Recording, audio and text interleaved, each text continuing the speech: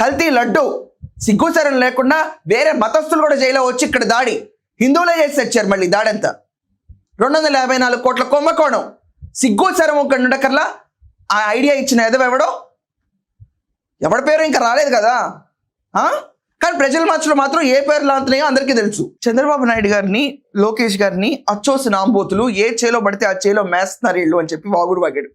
అంబటి నేను నిజంగా ఇక్కడ ఈ మాటలకి నీ లెవెల్లోనే తిరిగి స్పందన ఇవ్వచ్చు. ఎందుకంటే ఆంధ్రప్రదేశ్ బాగు కోరుకునే వాళ్ళు ముందు వాళ్ళు ఓటేసి నాయకులు బాగు కూడా కోరుకోవాలి. కానీ నీకు ఆ స్పందన సరిపోదు.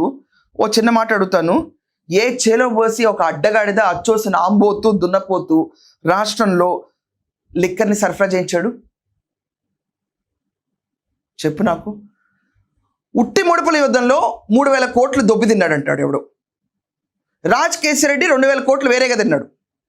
దాని తర్వాత 1,00,000 కోట్ల పైగా అసలు కుంభకోణం ఉంది లిక్కర్లో అంటున్నారు. ఆంధ్రప్రదేశ్లో poor people, middle class, below middle class, above middle క్లాస్లో రాష్ట్రంలో ఎక్కడ ప్రీమియం బ్రాండ్స్ రానికుండా మద్యపాన నిషేధం చేస్తా అని చెప్పి ఓట్లు వేయించుకుని తర్వాత ఎవడా అంతిమ లబ్ధిదారుడు అచ్చోసిన ఆంబోతు ఆంధ్రప్రదేశ్లో ఇంత మేసింది.